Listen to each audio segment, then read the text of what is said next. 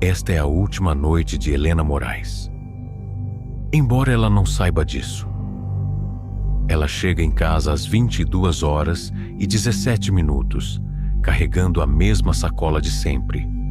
Pão, leite e um doce que ela compra por impulso, mas que no fundo usa para preencher um vazio que jamais admite. Antes de entrar, ela hesita. Sempre hesita. Como se algo dentro da casa a observasse. E ela sente, mas não comenta. Ela coloca as chaves na mesa, ajeita o quadro torto da parede. O quadro sempre amanhece torto. Ela sempre arruma. No banheiro, o espelho devolve um rosto cansado demais para seus 29 anos. Ela encara por tempo demais, como se esperasse que o reflexo piscasse por conta própria. Às 23h02, Helena fecha a janela do quarto. Ela não percebe que a janela estava trancada quando saiu de manhã. Às 23h08, alguém passa no corredor do prédio. Passos lentos. Um leve arrastar. Helena congela, mas não olha. E essa é a única razão pela qual ela ainda está viva agora. Apenas agora.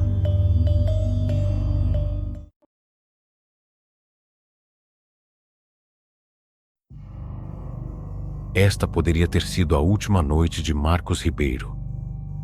Mas ainda não é.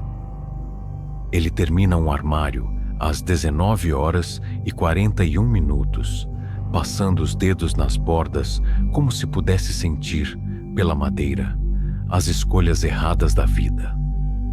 Marcos sempre conversa sozinho enquanto trabalha. É a única hora em que fala a verdade.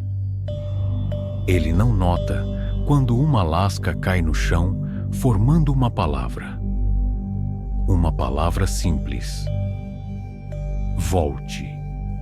Às 20h10, ele come em silêncio, encarando a cadeira vazia em frente. A cadeira que ele nunca ousou mover.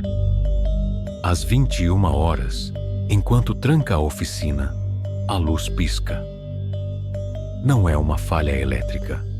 Marcos sabe, mas escolhe ignorar. Ele respira fundo na rua, mas o ar parece mais pesado. Como se a noite estivesse mais próxima dele do que deveria.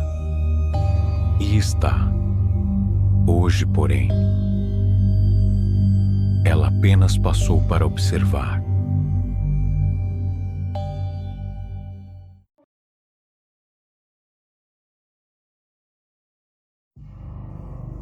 Esta poderia ser a última noite de Clara Bittencourt. Mas não é. Ou não ainda. Às 21h58, Clara percebe o silêncio da casa. Um silêncio tão completo que parece escolhido. Ela coloca o celular para carregar. O aparelho vibra uma única vez, antes mesmo de ligar, como se respondesse a algo que ela não ouviu. Às 22h13, o telefone fixo toca. O telefone que ela nunca teve. O telefone que não está na casa. O som vem do corredor, do escuro. Clara dá 2 passos. Ela sempre dá 2 passos antes de decidir recuar. Mas hoje, ela decide atender. Ela estende o braço para o nada. A chamada para imediatamente, antes que seus dedos toquem o ar. E Clara fica ali, tentando entender o que exatamente desligou.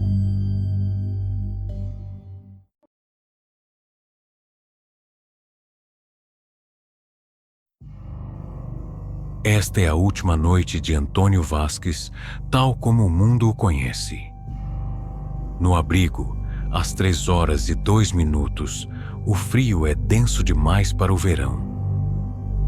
Ele desperta sem motivo, exceto pela sensação de que alguém dividiu o colchão com ele. A cama afunda, devagar, como o peso de alguém que não respira. Antônio fecha os olhos. Ele sempre fecha. É seu único hábito constante. Uma voz repete seu nome, mas não o chama. Repete como um exercício, como se estivesse decorando. Às 3h11, o ar muda. A pequena parte de Antônio, que sonha, que lembra, que teme, parece se levantar antes do corpo, e algo o acompanha. Para fora, o corpo amanhece. O resto, não.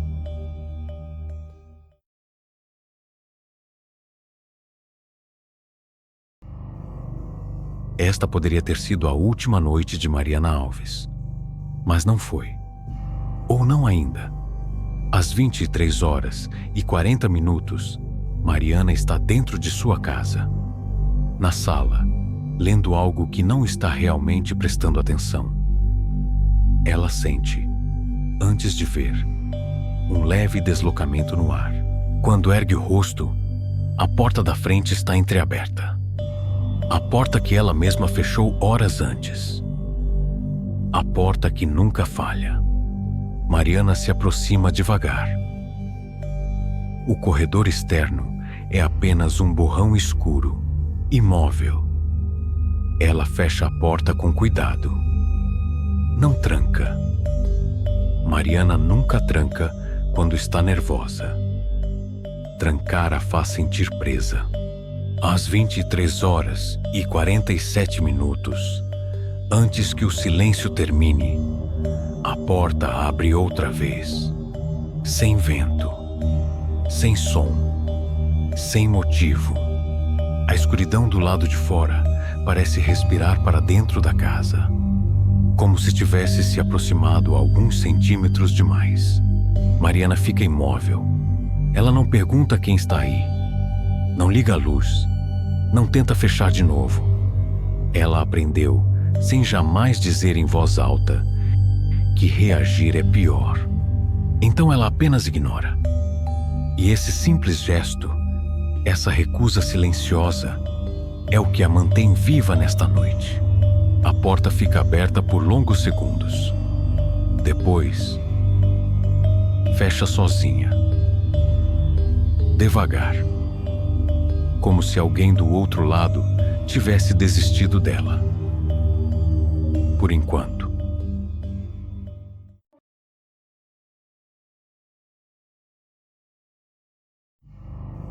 Elias Moreira teve muitas últimas noites possíveis. Esta quase foi uma delas. Corrigindo provas às 22h, ele encontra uma que não deveria existir. Folha amarelada, escrita por uma letra que ele reconhece. A dele, de anos atrás. O texto usa um apelido que só vive na memória escondida. Aquela que ele trancou aos 12 anos. Às 22h16, ele leu uma frase que não deveria saber.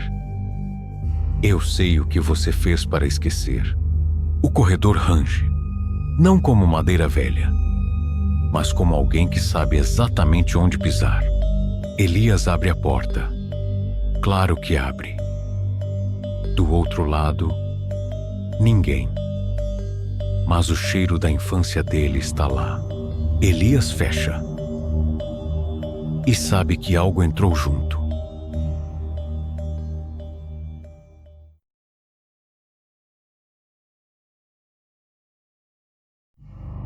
Carlos Nobre chega ao ponto final à 00h14.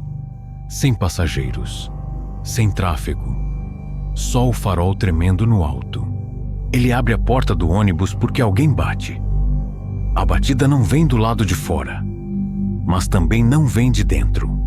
O sensor da porta registra peso entrando. O banco do meio curva levemente, como se alguém sentasse. Carlos respira fundo. Ele sempre respira fundo quando não está seguro do que viu. No retrovisor, apenas o vazio. Mas o vazio está olhando de volta. Ele vira a chave. Dirige. Não olha novamente. Por isso chega em casa hoje.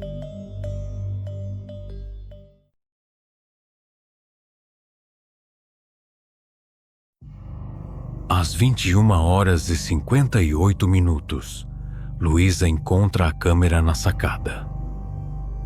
Antiga, pesada, limpa demais para ser esquecida ali. O visor aponta sozinho para o prédio vizinho quando ela o levanta. 3º andar. Janela acesa. A luz pisca 3 vezes. Alguém está indicando. Agora. Luísa sempre hesita antes de apertar botões. Hoje, essa hesitação a salva. Ela abaixa a câmera. A luz se apaga. A janela permanece escura por tempo demais. Luísa fecha as cortinas. Mas a câmera, na mesa, continua virada para a janela. Como se estivesse esperando ela tentar de novo.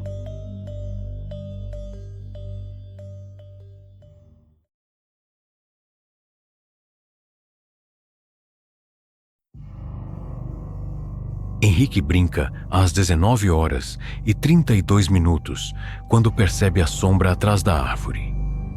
Não uma sombra. Outro Henrique. Mesmo machucado. Mesma camisa. Mesmos olhos. Exceto pelo sorriso, que nunca foi dele. O outro levanta a mão devagar. Não acena, só imita. Henrique corre, tranca a porta.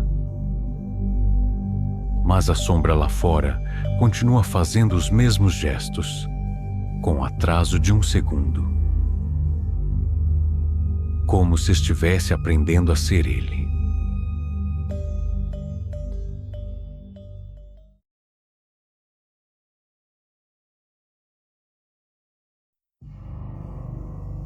Esta não é a última noite de alguém. É a última noite de Antônio Vasques. A verdadeira.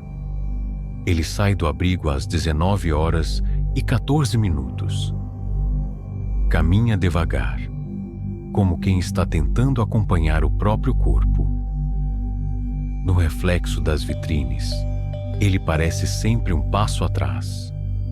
Não é cansaço, é ausência. Às 19h40, ele para na rua deserta. Eu sei. Antônio raramente olha para trás. Mas hoje ele tenta. E falha.